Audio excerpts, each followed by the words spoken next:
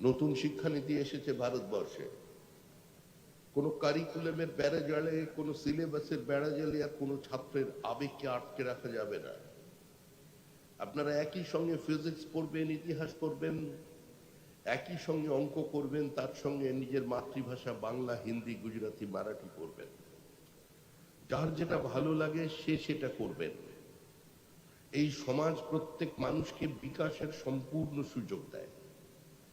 Swami Vivekananda bolten, in this society everyone ought to have the same opportunity for obtaining wealth, education, knowledge.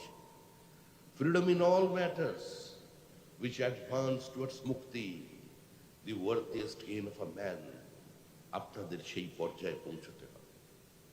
খালি মনে রাখবেন এই মাটিটা আপনার মাটি।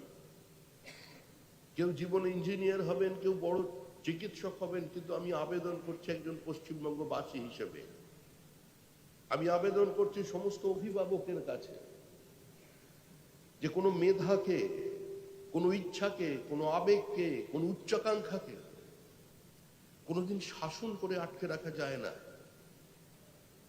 তার জীবনের গতি, তার জীবনের গতিমুখ সে নিজে নির্ধারিত করবে, নিজে নিজেকে নিয়ন্ত্রণ করবে। কিন্তু তারপরেও বলছি, এই মাটির কথা একটু চিন্তা করবেন, এই রাজ্যের কথা একটু চিন্তা করবেন। এখানের যে মুখগুলো ম্লান, এখনো যাদের কাছে সম্পূর্ণ পর্যন্ত শিক্ষার আলো পৌঁছয়নি, নিজেদের অবসর সময়ে নিজের বাড়ির পরিচারিকার ছেলে মেয়ের পড়াশুনো হচ্ছে কিনা সেই খবরটাও নেবেন, তাদের পড়াবেন, অসহায়ের পাশে দাঁড়াবেন।